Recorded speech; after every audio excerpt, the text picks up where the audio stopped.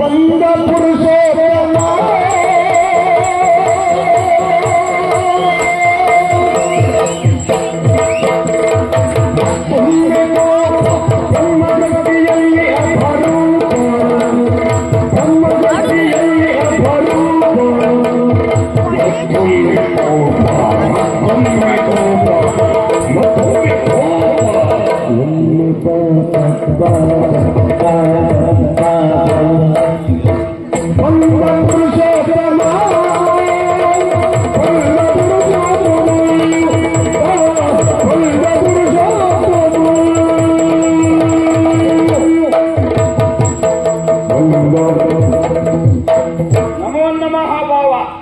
ನಮಸ್ಕಾರಗಳು ಬಾವ. ಅಂತೂ ಕರೆದ್ರಲ್ಲ, ಆದ್ರೆ ನೀವು ಕರೆದಾಕ್ಷಣ ಬಂದ್ರಲ್ಲ. ನಾ ಕಾಯ್ತಾ ಇದ್ದೆ ಎಷ್ಟೊತ್ತಿ ಕರೆಯಿದ್ರು ಅಂತ. ಯಾಕೆ ಅಂತ ಹೇಳಿದ್ರೆ ನಮ್ಮ ನಿರೀಕ್ಷೆ ಕರೀತಾರೆ ಅಂತ ಇಲ್ಲ, ನಮ್ ಬಿಟ್ಕೊಂಡೇ ಮುಗಿಸ್ತಾರ ಅಂತ ಶುರುವಾಯ್ತು ನಂಗೆ. ಇಲ್ವೇ ಇಲ್ಲಪ್ಪ. ಯಾಕೆ ಈ ಎಂತ ಕತೆ ಅಂತಲೇ ಗೊತ್ತಾಗ್ಲಿಲ್ಲ ನಂಗೆ. ಕರೆಯುವುದಕ್ಕೆ ಬಲವಾದ ಕಾರಣ ಉಂಟು. ನಿಮ್ಗೆ ಬಲ ಇಲ್ಲದೆ ನೀವು ಕರೋದಿಲ್ಲ ಅಂತ ನಮಗೂ ಗೊತ್ತುಂಟು. ನೀವು ಇವರು ಕಾರಣ ಬಲಪತ್ತಿ ಯಾವುದು ಹೇಳಿ ನೋಡುವ ಬಾವಯ್ಯ. ಒಂದು ಕಾರ್ಯಕ್ರಮ ಒಳ್ಳೇದಾಗ್ಬೇಕು ಅಂತ ಆದ್ರೆ ಅದಕ್ಕೂ ನೀವು ಇರ್ಬೇಕು. ಅದಕ್ಕೆ ನೀವಿದ್ರೆ ಒಂದು ಒಳ್ಳೆ ಕಳೆ ಆ ಕಾರ್ಯಕ್ರಮಕ್ಕೆ. ಈ ಗದ್ದೆಯಲ್ಲಿ ಬಂದದ್ದ, ತೋಟದಲ್ಲಿ ಬಂದದ್ದ? ಅದಲ್ಲ, ಯಾವ ಕಳೆ? ಮೊದ್ಲು ಕಿತ್ತಿ ಬಿಸಾಡಿ ಅದು. ಕಳೆ ಅಂದ್ರೆ ಎಂತದ್ದು? ಒಂದು ಶೋಭೆ. ಆ ಶಬ್ದ ಹಾಕ್ಲಿಕ್ಕೆ ಏನ್ ತಾಪತ್ರೆ ಆಗಿತ್ತು ನಿಮ್ಗೆ? ಅದಲ್ಲ ಬಾಬಾ, ಕಳೆ ಅಂದ್ರಪ್ಪ. ಹೌದು. ಈಗ ಏನಾಗ್ಬೇಕು? ನಿಮ್ಮಿಂದ ಒಂದು ಕಾರ್ಯ ಆಗ್ಬೇಕು, ಒಂದು ಕೆಲಸ ನಿಮ್ಮಿಂದ. ನಿಮ್ಮಿಂದ ಒಂದು ಕೆಲಸ ಆಗ್ಬೇಕು ಬಾಬಾ.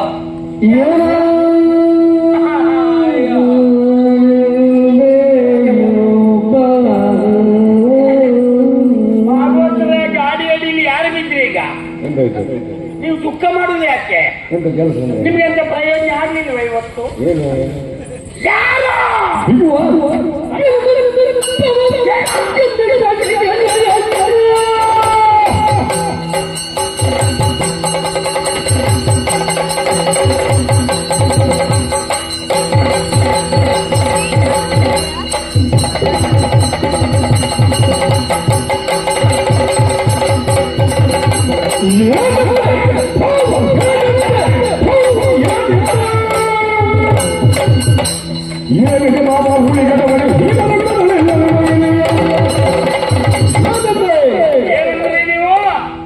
ನಿಮ್ಮಿಂದ ಒಂದು ಒಳ್ಳೆ ಪ್ರಮುಖವಾದ ಕಾರ್ಯ. ಕೆಲಸ ನಿಮ್ ಗಳಿಗೆಗೆ ಒಂದು ಮಾತಾಡ್ಬೇಕು. ಒಂದು ಕೆಲಸ ಆಗ್ಬೇಕು. ಹಲವರು ಇತ್ತು ನಿದ್ದೆ ಬಿಟ್ಟವ್ರ ಹಾಗೆ. ಇಲ್ಲ ಇಲ್ಲ ಬಾಬಾ, ಅಂತ ಇಲ್ಲ ಬಾಬಾ, ಆಗಲ್ಲ. ನೀವು ಒಮ್ಮೆ ದೇಶದ ಮಹಾರಾಜರ. ಹೌದು, ಶುಂಠಿ ಸುಬ್ರಾಯರ ನೀವು. ನಂಗೆ ದೇಶದ ಮಹಾರಾಜ. ಮತ್ತೆ ನೀವು ಅಷ್ಟು ತಡವರ್ಸ್ತಾ ಇರುವುದು ಯಾಕೆ? ಇಲ್ಲಪ್ಪ, ನೇರ ಒಂದು ಎರಡು ಶಬ್ದ ಮಾತಾಡ್ಲಿಕ್ಕೆ ನೀವು ಒದ್ದಾಡುದು ನೋಡ್ರೆ ನಂಗೆ ನೀವು ಯಾರು ಅಂತಲೇ ಗೊತ್ತಾಗ್ಲಿಲ್ಲ. ಭಾವ ಹೇಳ್ಕೊಳ್ಳಿಕ್ಕೂ ನಂಗೆ ನಾಚಿಕೆ. ನೀವು ಒಮ್ಮೆಲೆ ಸಿಟ್ಟಾದ್ರಲ್ಲ. ಸಿಟ್ಟಾದ್ರೆ ಮತ್ತೇನು? ನೀವು ಆಡಿದ ಮಾತೆಂತದ್ದು?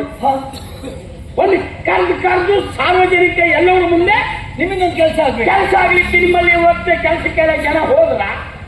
ಯಾರಿಗೂ ಸಂಬಳ ಕೊಳ್ಳಿಲ್ಲ ನೀವು? ಕೊಟ್ಟಿದ್ದೀನಪ್ಪ. ಏನು ಗೊಬ್ಬರ ನಾನೇ ಹೊರಬೇಕಾ ಇವತ್ತು? ಎಂತ ಕೆಲಸ ಆಗ್ಬೇಕು ಅವಯ್ಯ? ಅಲ್ಲ, ನಿಮ್ಗೆ ಕೆಲಸಕ್ಕೆ ಜನ ಇಲ್ಲ ಅಂತ ಆದ್ಮೇಲೆ ದೇಶದ ಮಹಾರಾಜರಾಗುವುದು ಯಾಕೆ? ನೀವು ನಿಮ್ಗೆ 4 ಜನ ಇಟ್ಟುಕೊಳ್ಳಿಕ್ಕೆ ಆಗದೆ ಹೋದ್ಮೇಲೆ ಇದು ಆಳ್ವಿಕೆ ಯಾಕೆ? ದೊರೆತನ ಯಾಕೆ? ಮತ್ತೆ ಬಂದು ಇಲ್ಲದೆ ಹೋದ್ರೆ ನನಗೆ ಸಿಟ್ಟು ತರಿಸ್ಬೇಡಿ. ಯಾಕೆ ಬಾಬಾ ಸಿಟ್ಟು? ನನ್ನ ಅಕ್ಕನ ಗಂಡ. ಹೌದಾ? ಹೌದು. ಏನು ನಮ್ಮಲ್ಲಿ ಗತಿ ಇಲ್ಲ ಅಂತ ನಾನು ಇಲ್ಲಿ ಬಂದು ಬಿದ್ದದ್ದ? ಅದಲ್ಲ ಬಾಬಾ, ಸುತ್ತನ್ನಕ್ಕೆ ಗತಿ ಇಲ್ಲ, ಬೇರೆ ಕೆಲಸ ಇಲ್ಲ ಅಂತಲ್ಲ. ಯಾಕೆ? ನನ್ನ ಅಕ್ಕನಿಗೂ ನನಗೂ ಬಹಳ ವ್ಯತ್ಯಾಸ ಉಂಟು. ನನ್ನನ್ನು ಎತ್ತಿ ಬೆಳೆಸಿದ್ದು ನನ್ನ ಅಕ್ಕ. ಹೌದು ಬಾಬಾ, ನನಗೆ ತಾಯಿ ಸ್ಥಾನದಲ್ಲಿ ಇದ್ದವಳು. ಜನ್ಮ ಕೊಟ್ಟ ತಾಯಿನೂ ಅಲ್ಲ, ಅಕ್ಕನೇ ತಾಯಿ ಆಗಿದ್ದವಳು. ಹೌದು. ಆ ಅಭಿಮಾನದ ಮೇಲೆ ನಮ್ಮ ಭಾವನ ಮನೆ ಅಂತ ನಾನು ಬಂದ್ರೆ ಎಲ್ಲವರ ಮುಂದೆ ನಮ್ಮ ಕರ್ಕೊಂಡು ಒಂದು ಕೆಲಸ ಆಗ್ಬೇಕು. ಹೌದು ಬಾಬಾ, ಅಂದ್ರೆ ಅಷ್ಟು ಮರ್ಯಾದೆ ನೀವು ಕೊಡುದು ನಮ್ಗೆ? ಅದಲ್ಲ ಬಾಬಾ. ಏನು ಮತ್ತೆ ಅಂತ? ಹೇಗೆ? ಕಾರಣ ಬೇರೆ ಉಂಟು. ಏನು? ಈಗಾಗಲೇ ವಸುದೇಂದ್ರ ಅಲ್ಲ, ಏನು ಕಾರಣ ಎಂತದ್ದು? ಒಂದು ಕಾರ್ಯಕ್ರಮ ಉಂಟು, ಮದುವೆಯ ಕಾರ್ಯಕ್ರಮ. ಅದಕ್ಕೆ ನಾ ಕೆಲಸ ಮಾಡ್ಬೇಕಾ? ಅಲ್ಲ, ನೀವು ಮುಂದಾಳತ್ವದಲ್ಲಿ, ನಿಮ್ಮ ಮುಖೇನ, ನಿಮ್ಮ ನೇತೃತ್ವದಲ್ಲಿ ಆ ಕೆಲಸ ಆಗ್ಬೇಕು. ಈ ಶಬ್ದ ಈಗ ಎಲ್ಲಿಂದ ತಕ ಬಂದ್ರಿ? ಇಷ್ಟೊತ್ತಿ ಅಂತ ಆಗಿತ್ತು ಅದು. ಅಲ್ಲಲ್ಲ, ನಿಮ್ ಪರಿಸ್ಥಿತಿ ನೋಡಿ. ನನ್ನನ್ನು ಕರೆದು ಮೊದಲೇ ಕೆಲಸ ಆಗ್ಬೇಕು ಅಂದ್ರಿ. ಈಗ ನಿಮ್ಮ ಮುಖಂಡತ್ವದಲ್ಲಿ ನೇತೃತ್ವದಲ್ಲಿ ಅಲ್ಲ ನೀವು ಸುಮ್ಮನೆ ನಮ್ಗೊಂದು ಏರ್ಸಿದ್ದೆ ಬಿಟ್ಟರೆ ಮತ್ತೆ ಸಿಟ್ಟು ಮಾಡಿದ್ರೆ ಏನು ಸಾಯ್ಬೇಕು? ಓ ಹಾಗೆ. ಸಿಟ್ಟು ಬರುವಾಗ ಮಾತಾಡಿದ್ರೆ ಸಿಟ್ಟು ಬರುವುದೇ. ಹೌದೌದು. ಹೌದಾ? ಹೌದು ಬಾಬಾ. ಮಾತಿನಲ್ಲೇ ಇರುವುದೇ ಅಲ್ಲ. ಸರಿ ಅಲ್ಲ? ಹೌದು ಬಾಬಾ. ಪಾಪ ಈಗೆಲ್ಲ ಬಾವ ಹೌದು. ಅದಲ್ಲ ನಿಮ್ಮನ್ನು ಬಿಡ್ಲಿಕ್ಕೆ ಆಗ್ತದೆ ಬಾಬಾ? ಅಯ್ಯೋ ಇಲ್ಲ ಬಾಬಾ, ನಿಮ್ಮನ್ನು ಬಿಡ್ಲಿಕ್ಕೆ ಸಾಧ್ಯನೇ ಇಲ್ಲ. ಈಗೇನಾಗಬೇಕು? ವಿಷಯಕ್ಕೆ ಬರ್ತೀರಾ? ಹೌದೌದು. ಹಾ. ಈಗಾಗಲೇ ವಸುಧೇಂದ್ರ ಹಾ. ತನ್ನ ಮಗಳನ್ನ ಹಾ. ನನ್ನ ಮಗನಿಗೆ ಕೊಟ್ಟು ಮದುವೆ ಮಾಡುವುದಾಗಿ ನಿಶ್ಚಯಿಸಿದ್ದಾನೆ. ಅದಕ್ಕೆ 7 ದಿನ ಮುಂಚಿತವಾಗಿ ನಾವು ಅಲ್ಲಿಗೆ ಬರ್ಬೇಕಂತೆ. ಯಾಕೆ? ಅಲ್ಲೂ ಮತ್ತೆ ಅದೇ ಹಾಗಲ್ಲ, ಅಲ್ಲಿ ವಿವಿಧ ಕಾರ್ಯಕ್ರಮಗಳನ್ನು ಹಮ್ಮಿಕೊಂಡಿದ್ದಾನಂತೆ. ಸಂಗೀತ. ಓ ಬೀಗರ ಪಂದ್ಯ. ಹೌದು. ಒಂದು ಶಬ್ದ ಸಾಕು. ಯಾಕೆಂದ್ರೆ ಕೆಲವು ಮದುವೆಲೆಲ್ಲ ಅದೊಂದು ಕ್ರಮ ಉಂಟು. 15 ದಿವಸ ಮದುವೆ, ತಿಂಗಳದ ಮದುವೆ. ಅದೆಲ್ಲ ನಿಜವಾಗಿ ಒಂದು ಮಾತನ್ನು ಹೇಳಬೇಕು ಅಂತ ಆದ್ರೆ ಹಾ, ಈ ಮೊದಲು ಇಂಥ ಮದುವೆ ಜನ ಬಯಸ್ತಾ ಇದ್ರು. ಯಾಕೆ?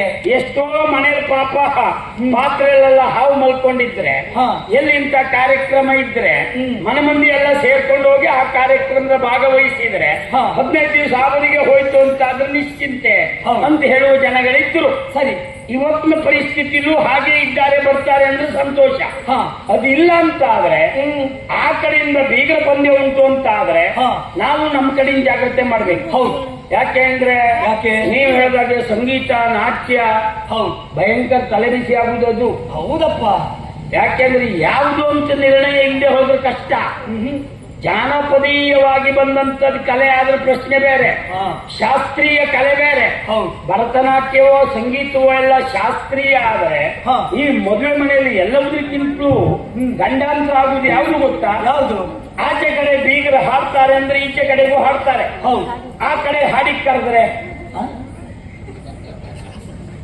ಹಾಡಿಗೆ ಹಾಡ್ಲಿಕ್ಕೆ ಹಾಡು ಹೇಳಿದ್ರೆ ಆಗ ಈಚೆ ಕಡೆ ನೀವೇನ್ ಮಾಡ್ತೀರಿ? ನಮ್ಮ ಅವ್ರು ಹಾಡಿಗೆ ಕರೆದ್ರೆ ನೀವು ಹಾಡಿಗೆ ಹೋಗ್ತೀರಿ. ಬಹುಶಃ ಅದಲ್ಲಪ್ಪ, ಹಾಡಿಗೆ ನಮ್ಮ ಕಡೆಯಿಂದ ನಿಲ್ಲಬೇಕು ಅಷ್ಟೇ ಜನ. ಒಬ್ಬರನ್ನು ನಾವು ನೇಮಕ ಮಾಡ್ಬೇಕು, ಹೆಂಗಸರು ಬೇಕು. ಹೌದು. ಇದಕ್ಕೆ ಏನಿದ್ದು ಹೆಂಗಸರೇ ಪ್ರಧಾನ, ಗಂಡಸರಲ್ಲ. ಅದರಲ್ಲೂ ಮದುವೆ ಮನೆಯಿಂದ ಶುಭ ಕಾರ್ಯಕ್ರಮ ಆಗಬೇಕು ಅಂತ ಹೇಳಿದ್ರೆ ಸುಮಂಗಲೆಯರು ಮುತ್ತೈದೆಯರು ಬಣ್ಣ ಬಣ್ಣದ ಸೀರೆ ಉಟ್ಟುಕೊಂಡು ಅವ್ರು ಬಂದರಷ್ಟೇ ಆ ಕಾರ್ಯಕ್ರಮ ಶೋಭೆ ಆಗುವುದು. ಹಾಡು ಬೇರೆ, ಪದ್ಯ ಬೇರೆ ಗ್ರಹಿಸಿ ನೀವು. ಪೂಜೆ ನೋಡುವ ಬನ್ನೀರೋ, ಇದು ಹಾಡಿನ ಶೈಲಿ ಅಲ್ವಾ? ಹೌದು. ನಮ್ಮ ಭಾಗೋತ್ರ ಆಗುದಿಲ್ಲಂತೆ. ಇವರು ಬಾಯಿ ತೆಗೆದ್ರೆ ಏನಿಲ್ಲ, ಮತ್ತೆ ಭೂಮಿ ಬಾಯಿ ಬೆಳೀತದೆ. ಹೌದಾ? ಆಗ ಹೆಂಗಸರೇ ಬೇಕು. ಓಹೋ, ಆಚೆ ಕಡೆ ಹೆಂಗಸರಿದ್ದಾಗ ಈಚೆ ಕಡೆ ಹೆಂಗಸರಿರ್ಬೇಕಾ ಬೇಡವಾ? ಬೇಕು. ನೋಡುವ, 1-2 ಜನ ಹೆಂಗಸರು ಕರೆಸಿ. ಅದಲ್ಲ, ಈಗ ನಿಮ್ಮ ಮುಂದಾಳತ್ವದಲ್ಲಿ ನಾನು ಹೇಳಿದ್ದಲ್ಲ, ಅಂದ್ರೆ ಪೂರ್ತಿ ನಾನೇ. ಎಲ್ಲ ನೀವೇ, ನಿಮ್ಮದೇ ಸಿದ್ಧತೆ, ನಿಮ್ಮ ನೇತೃತ್ವ. ಈಗ ಬಿದ್ದೋದ್ರ ಬಿಟ್ಟು ಕೊಡುದಿಲ್ಲ, ಪ್ರಶ್ನೆ ಬೇರೆನಾ? ಸರಿ, ಕೈಲಾದ ಮಟ್ಟಿ ಪ್ರಯತ್ನ ಮಾಡ್ತೆ. ಆದ್ರೆ ನಮ್ಮ ಕಡೆಯಿಂದ ಒಬ್ಬರು ಹೆಂಗಸರಿಂದ ಹೋಗುದಾ ಅಂದ್ರೆ ಅವ್ರು ತಿಳ್ಕೊಂಡಾರು. ಆಚೆ ಕಡೆಯಿಂದ ಬಂದವರು ಏನು ಇವ್ರ ಮನೆ ಹೆಂಗಸರೇ ಇವ್ರ ಒಟ್ಟಿಗೆ ಬರುವುದಿಲ್ಲ ಅಂದ್ರೆ ಮತ್ತೆ ನಾವು ಹೋಗ್ಬಿಟ್ಟೆ. ಹಾಗೆ ಈ ಸಂದಿಗ್ಧ ಇದ್ರ ಕರೆಸಿ ಮಾಡಿ.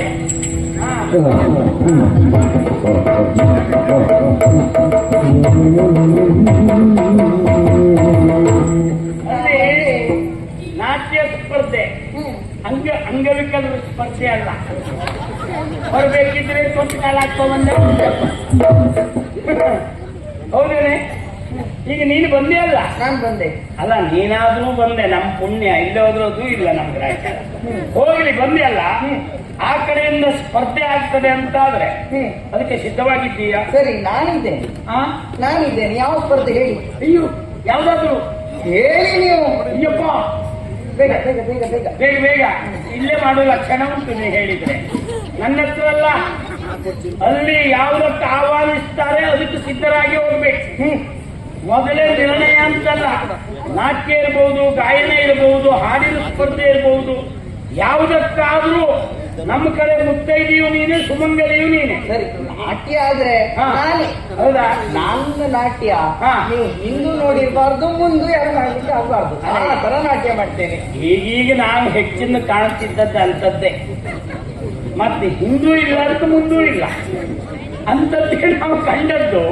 ಅಲ್ಲಿ ಹೋದಲ್ಲಿ ಒಂದು ಹಾಗಾಗುದು ಬೇಡ. ನಾನು ಮಧ್ಯದಲ್ಲಿ ಬಾಯಿ ಹಾಕ ಹಾ ನೋಡು ಎಲ್ಲಿ ಬಾಯಿ ಹಾಕ್ಲಿಕ್ಕೆ ಆಗ್ತದೆ ನೋಡು. ಅವರು ಮಾತಾಡಿ ಬಿಟ್ಟಲ್ಲಿ ಬಿಟ್ಟಲ್ಲೇ ಬಾಯಿ ಹಾಕು, ಮತ್ತೆ ಮಧ್ಯದಲ್ಲಿ ಬಾಯಿ ಹಾಕ್ಬೇಡ. ಅಂತೂ ಆಗ್ಬೇಕು. ಮುಂದೆ ನೀನೆ ಸರಿ. ನಿನ್ನ ಹಿಂದೆ ನಾವು ಹ್ಮ್. ಹೇಳಿ ಹೋಗುವ.